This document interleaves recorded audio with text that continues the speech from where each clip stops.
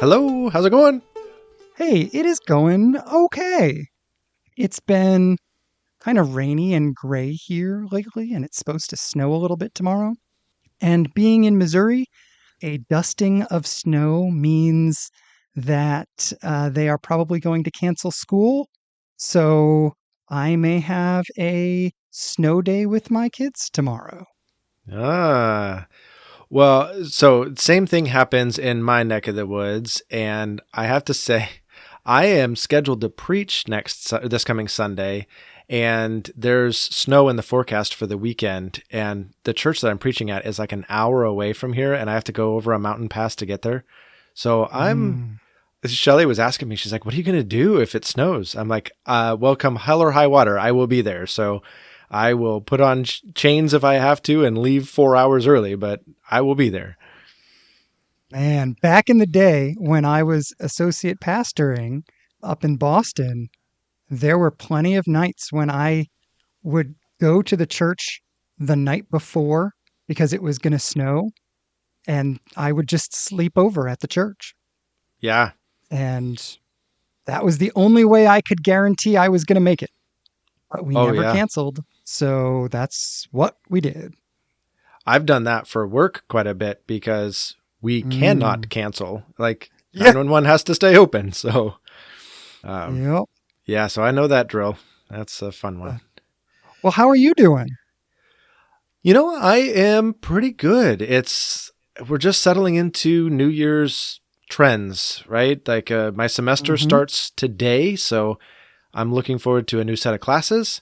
And Nice. yeah, I'm getting ready to preach this weekend, and work is busy. I've been working out with my son. Ooh. Yeah. Oh my gosh. That kid is strong, and I am not. So I it's interesting. I can totally understand. I went rock climbing with my son last week. We're going to try to start doing this as a thing, and he demolished me. Oh no. Hey, it's funny. You mentioned on a prior episode that your son was going rock climbing with your daughter, and I'm actually curious to find out, how did that go? So my daughter, who has been horseback riding for several years, realized in doing rock climbing that she preferred horseback riding. So next Monday is her first time back to horseback riding, actually. And that's wonderful. What could be better than realizing, taking a break from something, trying something else out, and then realizing what you actually care about? Yeah. So it went great, but not for any of the reasons we expected. But it did open up a spot for there to be somebody else going to the rock climbing gym with my son. And so I said, hey, if you want to go, we'll go once a week. I would love to go with you. So that's going to be our thing for right now. Nice. Yeah, he'll rock climb and I'll pretend to rock climb and lay on the mats wheezing. Yeah, there needs to be, there are various stages of walking, right? Like there's crawling, but Hmm. what's the actual equivalent? Like you're not rock climbing, maybe rock Oh, crawling. so there's numbers. There's Oh, actually numbered pathways. So you start at the lowest number is a 5.5, and you go from 5.5, which is an easy climb, to a 5.6, to a 5.7, all the way up to, I think the highest is 5.12. I don't know what those numbers mean other than 5.5 is easy and 5.12 is impossible for me. To put it on kind of what that means, I succeeded in a 5.5 and failed on a 5.6. So this coming week, the very first thing I'm going to do when I'm fresh is that same 5.6 and see if I can do it when my muscles are fresh. nice. Well, not knowing anything about the scale, it seems rather odd to me that the entire scale fits on 5 point something. Can we just eliminate the five? Yeah. That Well, just seems and redundant. and in what universe is 0.12 higher than zero point 0.5? Yeah, right. That's not how numbers work, people. Okay. Well, I'm clearly not a rock climber. Clearly neither am I. But maybe in a year I will be. And in the meantime, you are still a quite adequate nerd. So please tell me, what would you like to talk about today? All right. Well, I am really interested to talk about the opening chapters of the book of Genesis. I Hmm. just finished a book at the end of last year by Madeline L'Engle, who is a wonderful Christian fiction author. The author of A Wrinkle in Time is the thing she's the most famous for. She's a beautiful writer. She is a deeply passionate Christian, and she wrote this trilogy of reflections on the book of Genesis. And I just finished the first one, which was called And It Was Good. And in reading it over, I realized that as a teenager, what I thought the beginning of Genesis was for, or what I was supposed to do with it as a Christian, was to defend the historicity of the creation story in Genesis 1 and 2. Yes. And so in my high school, I actually wrote one of my early research papers in high school on the historicity of Genesis 1 and 2, just because that's what I was supposed to do as a Christian. Yeah. And what I'm about to say is not a suggestion that Genesis 1 and 2 are or aren't historical, but it seems to me that not just Genesis 1 and 2, but the whole beginning of Genesis, let's say up to Abraham, it has to be in the Bible for a better reason than just so that I can defend it. That's it. Right? That's so good. You're exactly right. I think anybody listening to this is going to say, "Oh, of course. It's there for a better reason than just like, oh, good. Now you can defend against evolution." So there you go. Yeah. So the question I want to start with is, what is that reason? What does the beginning of Genesis have to do with me and my spiritual life in the 21st century? That's such a good question. And I want to get there, but I also want to lay a little bit more groundwork. And it's groundwork that we went over a couple episodes ago when we asked the question, is Jesus God? And for any listener that hasn't listened to that, the answer is yes, but in what way? Why? That is really what we wrestled with. And I want to kind of do the same thing here and just say, if I can put it this way, how intellectually honest are we going to be in asking this question? Because I think if we're intellectually honest, when we read Genesis 1 through 11, we're going, whoa, there is some weird stuff happening here. And there's some things going on in here that never happen in our modern world, right? People living to 800 plus years old. Like, are Yeah. we dealing with reality here? Or are we dealing with myth? Are we dealing with what is it? I think is a part of the question. And it's one that I don't feel like we're often allowed to ask in Christian circles. Yeah, I think this is a great question. I think when you ask of any type of literature, what is this? It sets you up to know how to read it and how to hear its message, right? Which And I just want to say, that is such a rich thing. If it sets you up to understand it and to receive its message, well, then that's exactly what we need to be doing with the Bible. We don't just want to read it, say we believe it, check the box and walk away. We want to hear it, receive it, understand it. And if that's going to set us up, then please, let's do that. Let's not shy away from it because it's somehow not allowed in the church. yeah, absolutely. So let me come to this question, throwing the weight of the question onto you as a recent seminary graduate. In your studies, did you ever address the question of what is this? What type of literature? What is the purpose of this writing? Very often you introduce a question with, as a recent seminary graduate, I want to back That's up. just my way of saying I don't have an answer, so I hope you do.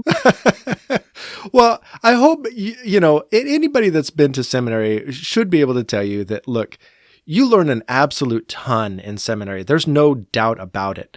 But I think what you really end up doing is kicking down a whole lot of doors and peering inside and saying, look at this whole world of information yet to be unpacked in your brain.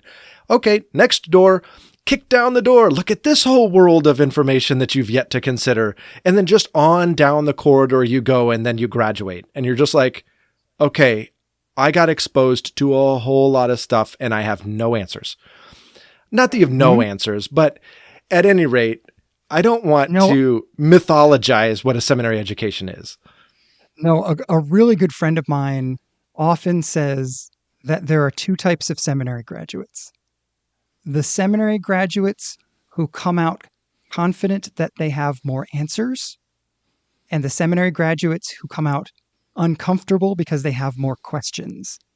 And he vastly prefers the latter. Yeah. And I might be in some wild, weird in-between, because I am certain I learned stuff in seminary. And I learned things, and I am solid on what I learned, and I know that I know it. But I don't know if that would even be the bulk of my experience. I think the bulk of my experience was a bunch more questions. So I have more information and more questions than when I started. Well, and that makes a lot of sense. If I show you a map of China, you might be able to ask me some questions about it.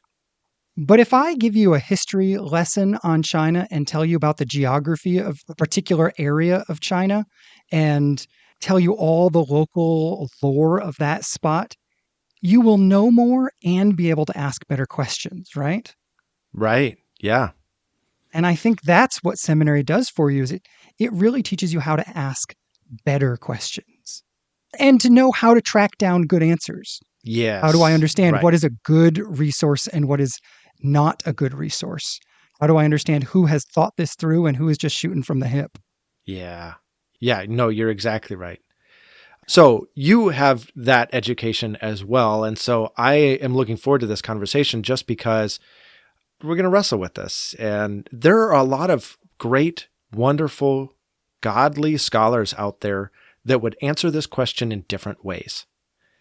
My preferred answer is the one. So by the way, the question that we were originally wrestling with is, what is this? What kind of genre are we dealing with? And the reality is Genesis 1 through 11 is almost a genre unto itself. There is nothing else in the rest of the Bible that quite resembles this genre. Now, I've also read some scholars that say, yeah, but there's still a lot of unifying details from 1 through 11 and 12 through 50. So it's not as though it is disjointed completely, but this 1 through 11, Gordon Wenham describes this as proto-history. Proto in that it describes where our origins come from and how everything came to be and why, but also proto in the fact that it is kind of prehistorical, not prehistorical, because I think history is actually still a part of what Genesis 1 through 11 is. I still think it's history, but it is clearly not history in the way that we moderns document and recount history. This is how ancients, even before those who wrote it down, chronologized actual events. So anyway, I think it's proto-history. I think that's the best term to describe what it is we're dealing with. But what about you? What is your way of approaching this in terms of what is the genre? So when I look at this, it feels to me like it needs to be split into two pieces. And this is primarily because of the list of forebears in chapter 5. Chapter 5 gives us our very first list of so-and-so had so-and-so, had so-and-so, had so-and-so. And anytime I read that, it screams that there is a grounding in something that is more historical than made up myth, right? Mm-hmm. There's something grounding in real life about that. Absolutely. And so I think that there is some deep grounding there. One of the things that one of my seminary professors 20 some odd years ago what was his name? Dwayne Garrett? Dr. Garrett. But anyway, his argument for Genesis chapter 1 was that the closest analog to it in terms of genre in the rest of the Bible was actually the groups of 7 in the book of Revelation. So the 7 trumpets, the 7 seals, and so on. And his argument was these are actually a series of visions similar to the visions that John has in Revelation. And so you read Genesis chapter 1 almost as apocalyptic. Oh, that's, yeah, Fascinating argument, right? absolutely. Again, this is one of many theories, right, that cannot really be proven. This is why endless amounts of ink is spilled trying to describe what's going on here, because it doesn't really fit any other pre-category. Like, it just, any other known category just is close enough that you can make the argument, but maybe not perfect in every way. So even that argument, as tantalizing as it is, sure, I'd hold it up to equal plausibility as some others. Yep. But so what is the actual genre here? It's really hard to say. But I think we can confidently say these chapters are trying to set us up to understand the world in which we live. Oh, absolutely. If you take the creation, Adam and Eve, Babel, and Noah, those are our 4 big stories, right? If you include Cain and Abel as part of the Adam and Eve story, I guess. So if those are our stories, those 5 stories, I guess, I think those function as, let's call them cornerstones in the foundation of how we should see the world. But I really like what you said as well in terms of how the genealogies ground this in historical events. It legitimizes these stories and says this isn't just a collection of stories that helps you orient to the world, and it's no better than what a myth would do in that regard. It's actually bringing you historical facts about how things came to be. Yeah, C.S. Lewis always called it the true myth, right? Which I get, but the word myth in our society is so loaded. Like, I don't know if I don't know if he'd use those words today. Maybe he would, but I think he would, because he was trying to draw a parallel, not to what our contemporary listeners would understand, but what that word meant in earlier classical understanding. Which in classical understanding, training. Yeah, that's his thing, right? And so myth means an explanation of why the world is what it is, and historical means actual fact. And so a historical myth is the one myth that actually happened. Yeah. And somewhere in there is good enough for me as a working hypothesis, as a reader. Yeah. What really sunk in with me, particularly when my friend and I were translating the first 11 chapters of Genesis, as we worked through it, just line by line, moment by moment, what really stood out to me is that these are origin stories. And again, not like a myth is an origin story. Like you said, it's the myth that actually happened, or it's the origin story that actually tells the truth of what happened. But these are clearly origin stories, because even in the genealogies, right? These genealogies will dump out into some little historical nugget, and and then these people became all the people who, like, they became really skilled at making instruments, and these are the people that became really skilled in working with iron. And like, these people groups and their specialties really come to light, which sounds funny because, like, I think in a modern context, we could look at that and say, well, yeah, it's not like iron just originated with this people group over here and music originated with this people group over there. That seems a little too simplistic.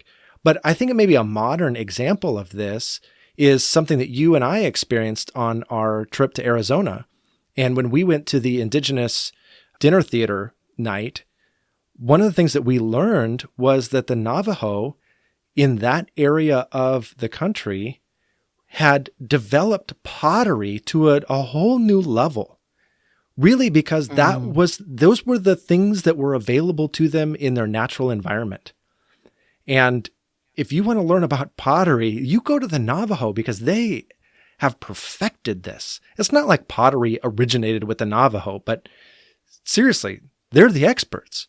And so I think the same thing can be found to be true in all of these origin stories that says, no, I do think some people groups really specialized in some things, really as a large part of their natural environment. Yeah, absolutely. I think the origin story idea is fascinating because there is a lot of this is how a wide range of things get started. Here's how the world itself gets started. Here's how families get started. Here's how sin gets started. Here's how music gets started. Here's how war gets started. Here's how languages gets started. All sorts of here's how fill in the blank gets started really captures a lot of what's going on in these chapters. So I think that Well, origin story idea is great. yeah. Well, and even if you turn the chapter, right, and you go on to chapter 12, this is how Israel started. Israel started with Abraham. And so I think one of the things that I find to be a unifying factor in all of the book of Genesis is this word toledot. And I'm stealing this from one of my professors, Dr. Hess. He argues that toledot is kind of this unifying factor throughout the whole book because toledot really just means kind of the generations of, or the origin of, or we might say the genesis of, right? These are the origin stories, and they all begin with toledot. These are the generations of Noah and on down the line. So you get these genealogies, but then you also get some of these historical events that took place in that prominent person, family, whatever. And he even says that accounts for some of the rhythm and ways of understanding Genesis 1. Because if we're going to talk about the origin stories of the earth, you can't use the toledot hook, because the toledot is so-and-so beget so-and-so, so-and-so beget so-and-so. And that's the exact thing that Israel was spouting against, saying, no, Yahweh initiated this. It's not as though the earth was birthed from the sun or, Mother Earth delivered so-and-so. It's not, you can't do the generations in the same way. So you have to find a new rhythm, a new rhyme, a new way to present the story that has just as much flow and beat and progress without saying generations of. That's a great point. Well, and that bridges over for me to the practical why this matters to me as a Christian in the 21st century when you say it that way. The best way I can explain this is with another origin story.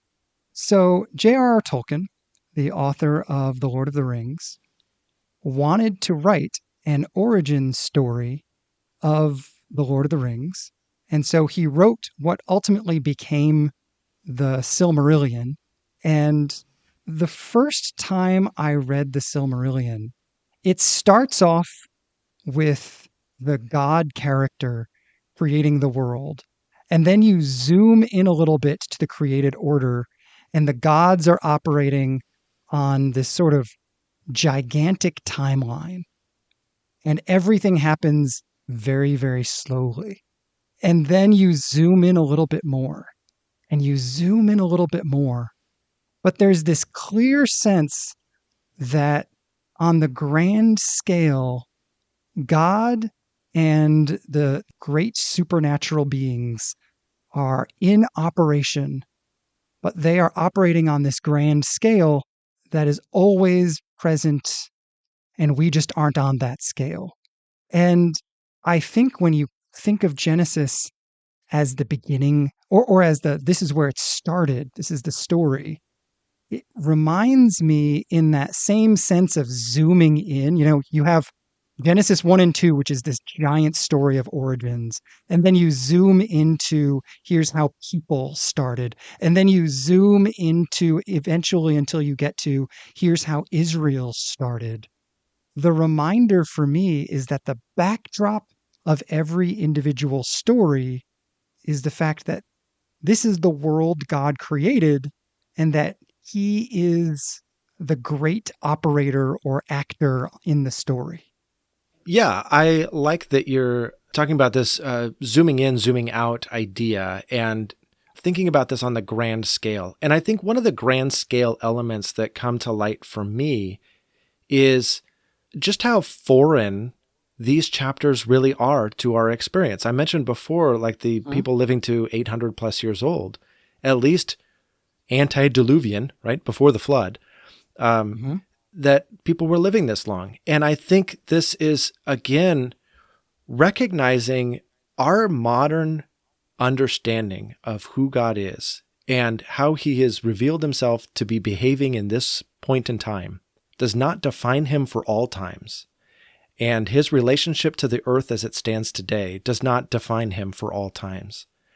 And so if he could create even some odd mixture of semi-divine, semi-human beings that Genesis seems to allude to, or he could allow humanity to live for 800 plus years old, or whatever, prior to the flood, that doesn't lock him in and say, well, that's how he has to behave after the flood, or that's how he has to behave today.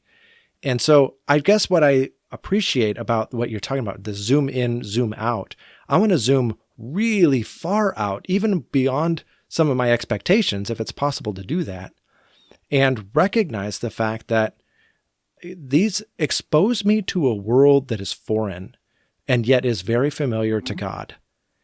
This is how he chose to interact. This is how he chose to make it. This is how he chose to put the pieces together. And even if it's not common to me, that doesn't matter. Yeah, no, absolutely. And, one of the things I jotted down, and it hits on, I think, this same point of foreignness, is the fact that we have this way of seeing the world that's often been described as sort of a two-tier way of seeing the world, with level one being the natural world and level two being the supernatural world. And we live in level one. And even as Christians, I think we operate in that way of thinking far more than we mean to or want to. And Genesis, for me, really messes with that way of thinking. It hurts my brain because I have assumptions that don't allow for some of the things to happen. Right. Can and would God rain fire down on a city? Can and would people, rational, wise, intelligent people, think they could build a tower up to heaven? Can angels and women have offspring? Yeah. Can God show up as three separate individual people? Yeah. This whole thing reminds me, yesterday I was teaching Sunday school to 4th, 5th, and 6th graders. And we did this. I billed it as a science experiment. I very clearly oversold that. So what we did was we took just a couple of different measuring cups and some water. And I took a cup of water, poured it into the big measuring cup and said, okay, how much water do I have in here? Okay, we have a cup. Well, what if I add another cup? Like, how much would we have then? They're all like, oh my gosh, 2 cups. 1 + 1 is 2. This is not hard. And then I'm like, okay, well, what if I dumped 1 cup back out? But then you'd have 1 cup. I mean, come on. How dumb do you think we are? We are in 4th, 5th, and 6th grade. I'm like, okay, well, great. We did all that. We proved you right. Now let's change to oil. So we pour the oil in and we do the whole, song and dance over again. And by the end of it, they're like, oh my gosh, this is too easy. And I go, okay, well, it's easy. You all are very confident in yourselves. What if I could show you a time when taking 2 cups of oil and pouring a cup out meant you still had 2 cups? Right. And then we go back to the story of Elijah and the widow and how, she never ran out of flour and she never ran out of oil until the rains came and the famine was over. And we've come to expect, and even I'm not accusing my fourth, fifth, and sixth graders of this, but like we've even developed an arrogance around what we believe we know. This is the way the world always operates. It is the way it is, period, full stop. And then we fail to recognize God can and does operate outside of those boundaries whenever he wants. Well, and this is, can I pick on your language there a little bit? Sure. See, I think what Genesis challenges us to think is that God doesn't operate outside of those things, that the inside and outside language is wrong, that God is inside, and that our assumptions are what make there a box that God has to operate outside of. Our assumptions are the box, not that God was ever in Yeah. it or out of it. Right. And so, am I suggesting that, if I put 2 cups of water together and then pour one out and do that all 500 times, I might get different answers? Well, I think the correct answer is, it's definitely possible. God can do whatever he wants. My instinct when I say that, at first I was going to say, of course I wouldn't suggest that. But I think the whole point is, if we live in what I guess I would call a dead universe, a universe with no person behind it, then yeah, it's going to be the same over and over and over again. But if I live in a living universe with a living God behind it, the fact of the matter is I have no idea what's going to happen next time.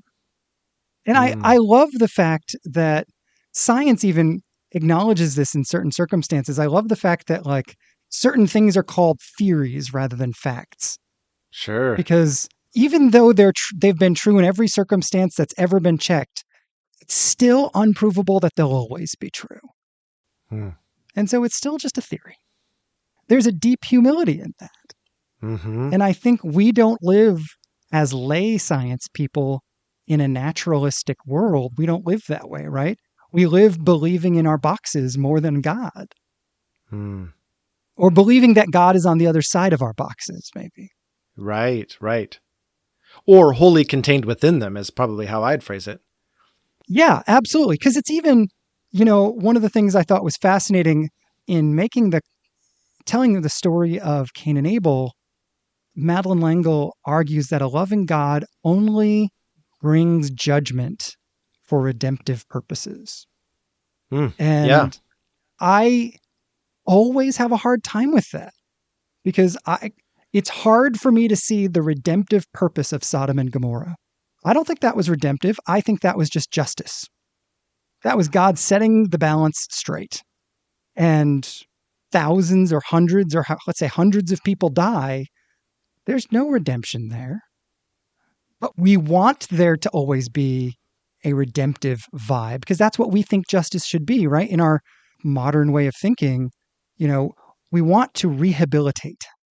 And so we always focus on, is this rehabilitative? And I'm not sure that God is always asking that question. Sometimes there's just consequences. And I pose that not to make an argument about the purpose of justice in this situation. We could have that conversation later if you want.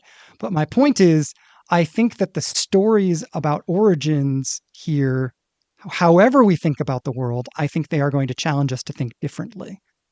And that we should be inviting them to challenge us to think differently, not to confirm our own pre-existing biases. Right. Well, yeah, I like what you just said there, not to confirm our pre-existing biases, right? And I think that's where you started this episode by saying that's the pre-existing bias we were given as kids. You read the beginning of Genesis to prove the historicity of the creation account, period, full stop. That's what it's there for. And to break out of that bias and to break out of some assumptions and just allow the text to speak in whatever way it needs to speak, that's just such a better approach. It's something we hit on almost every time we talk about the Bible, is that we want to approach the Bible with humility. It gets to define the conversation and I don't. And so if it thinks that the primary emphasis needs to be on good and evil, fine. If it thinks the primary emphasis needs to be on history, fine. If it thinks the primary emphasis needs to be on origins, fine. And our answer is always going to be provisional, knowing that a new generation, a scholar from a different culture, somebody from a different tradition might help me see a better and more accurate answer. Yeah. Like Langle does. I mean, it was fascinating. This is, I think, what really drew me to this conversation was, reading an artist's take on this. She said things I'd never thought of in my life. And I've read commentaries and studied things. And, like, for example, how many times have you heard the question about why God would create the tree of the knowledge of good and evil in the first place? Have you heard this question? Yeah. Right? This makes sense. If the only function of it is to be a temptation, why make it in the first place? Great question. I've asked that question. My kids have asked that question. I've never gotten a satisfactory answer until I read an artist's reading of that story. And her reading of that story is, of course it was forbidden. For now, there's nothing in the story that says it was going to be forbidden forever. We Hmm. just weren't mature enough to get there yet. We weren't ready for that tree. And whether that is accurate or not, I think it hits that point that you were saying earlier. There's a lot we don't know, and we got to just be real careful in our reading and to note our assumptions. I love that it was the perspective of an artist that helped reshape the whole question for you. That is so awesome. And honestly, if I can, I want to use that as a bridge and just start asking the audience, what is it that you see in Genesis 1 through 11? Because we've heard from a lot of theologians personally on this topic, but we haven't heard from a lot of artists. We haven't heard from a lot of plumbers, teachers, stay-at-home moms, receptionists, mail carriers. Whatever it is that is your profession, how does Genesis 1 through 11 strike you? What has God taught you through these passages? I think that rounds the conversation out in ways that we desperately need. I totally agree. I love how seeing the Bible through someone else's eyes clarifies what God is trying to say for me. It's why reading the Bible in community is so important.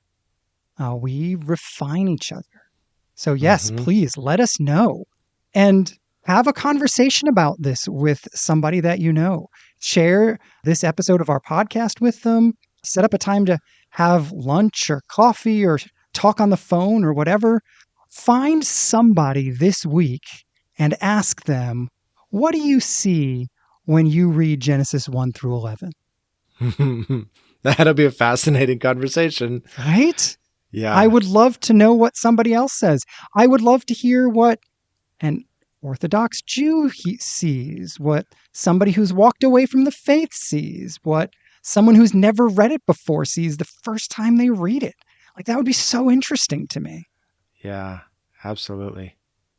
All right. Well, until we can hear from our audience, I want to turn it back to you, Josh from Missouri, and I want to find out beyond Genesis 1 through 11, what else have you been thinking about? I have still been thinking about our conversation from, I think it was last week, about Jesus being God. And I've continued to read the Gospel of Matthew. I actually finished it up in the last couple of days. And, one of the things that struck me that I don't think I said in our conversation last week was, if I ask the question, what is Jesus? That is to say, what is his nature? I definitely stand behind what I said last week, that it doesn't feel to me like that is the question the gospel is trying to answer. But if I ask the question, who is Jesus?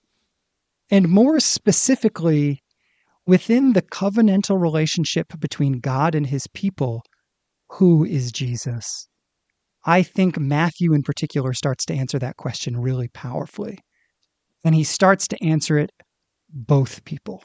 He is both sides of the covenant. He is the creator who is in complete control of all of creation.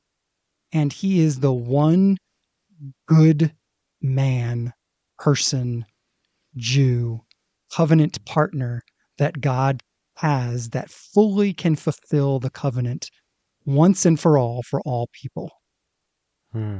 And that shift from what is Jesus in nature to who is Jesus in the context of the covenant just really hit me a lot as I continued reading Matthew this week. So that's my thought. Boy, that's back to asking good questions, right? Mm-hmm. And allowing the text itself to shape the questions you should be asking, or teaching you what questions is the text even trying to answer. So I love this dance. Yes, that's exactly it. It's a dance. I was just going to try to say something, but I wasn't going to say it nearly as well. Finding the right questions and finding the right answers is this ongoing lifelong dance with the Bible for me. Mm-hmm. But what about you? What have you been thinking about? Yeah, so I mentioned that my classes are starting up this week, and one of my classes is human growth and development. And earlier this morning, I watched a video that talked about the importance of movement and how movement is important when the baby is still in utero, and how Mm. movement is important to a developing infant, and how movement is important to a developing child. And it was kind of talking about showing how adults can help nurture and foster this movement in their child and do so holistically that really sparks brain development.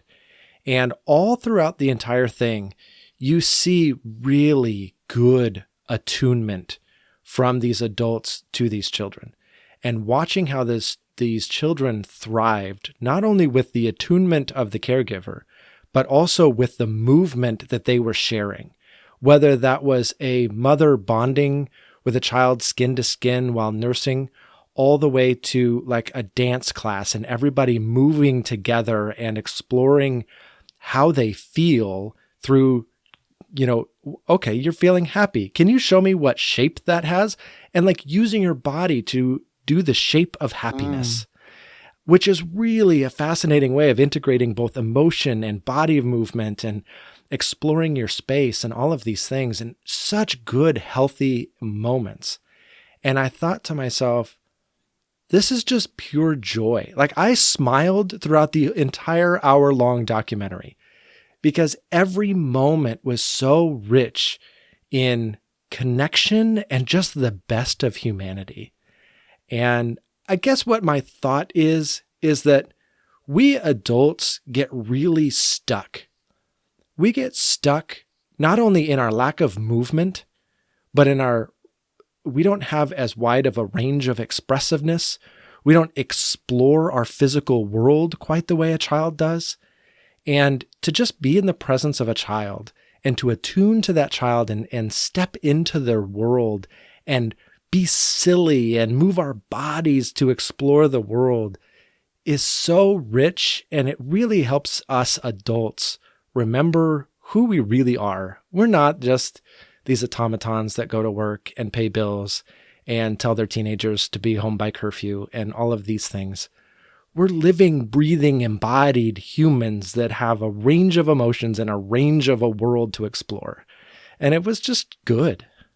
I love that. I think you're absolutely right. One of the things that kids offer us as parents is the opportunity to let go of our egos and be something simpler and more joyful and more experiential Mm-hmm. and more sensory. And all of that rolled together, I think is deeply spiritual, because I think the reason you can let go of your ego is because you live in a safe world where Ooh, God is present. that's good. I'll have to think on That's that one. Man, that's awesome. I am really excited, honestly, to continue hearing more about your developmental class, because even as we think about growth, which is something we talk about all the time, healthy growth takes into account all of this stuff that is happening within us that is captured in the phrase developmental psychology. Yeah. Yeah. Well, and even just kind of relating it back to spirituality for just a second, just thinking about the importance of dance and in terms of body movement and engagement and just so many different advantages to moving through dance. dance is a part of our spiritual worship. It's in the Psalms. Dancing before the Lord is even commanded. We don't see that in a lot of churches. And if we do, we're probably freaked out because they're also like getting slain in the spirit and rolling in the aisles and whatever else. But yeah, speak for your own tradition there, buddy. My tradition may need to tone it in a little bit. Okay, all right. My tradition and the flag could use wavers to and the tambourinists all need to kind of slow it down a little bit. Because yeah, but yeah, no, that's so good. Well, as always, I think it's time for us to transition into what is clearly our favorite segment of our conversation, which is the Which Josh question. Honestly, it's the whole reason we do these podcast episodes. We just we roll out of bed. We're like, how can we embarrass ourselves? Oh, I know. Let's do a Which Josh. All right. Well, this week's Which Josh question, hopefully living up to the level of embarrassment you're suggesting, is actually which Josh doesn't walk on cracks in the sidewalk? That is phenomenal. I want to know. Yeah. All right. And it is me. I don't even know if you knew this up until before today. We have spent not a lot of time in the last 20 years in the same space, but we've spent sufficient time that I have seen this play out. But what I did not know is whether or not this was a lifelong habit or just something you were doing because you were happily on vacation. It is a lifelong habit, but it is an outgrowth of when I was a kid. I have never tolerated boredom well. And walking from one place to another was horrifically boring to me as a kid. Because it's the one time when you're definitely not doing anything. Right? And so it was a game I made up for myself as a kid to occupy my mind in these in-between times when I was super bored. That's fascinating. So, I thought you were going to tell me that you literally adopted the phrase, step on a crack and you'll break your mother's back, and just believed it and then never could break yourself of the habit. Nope. It might be inaccurate to say I never step on cracks in the sidewalk, because if I'm in the middle of thinking about something else, it is not something that consumes me every time I'm walking. But if I'm bored or if I'm not thinking about something else, it tends to be where my mind goes. Again, I think just to keep me occupied. But so I am one of those weird people who doesn't walk on cracks in sidewalks. Okay. We could have named this segment The Idiosyncrasies of Josh. Ooh, we could have. But oh well. Which Josh is just fine. Yeah, it works. All right. Let's do it all again next week. That sounds awesome. I can't wait. I'll talk to you then. All right.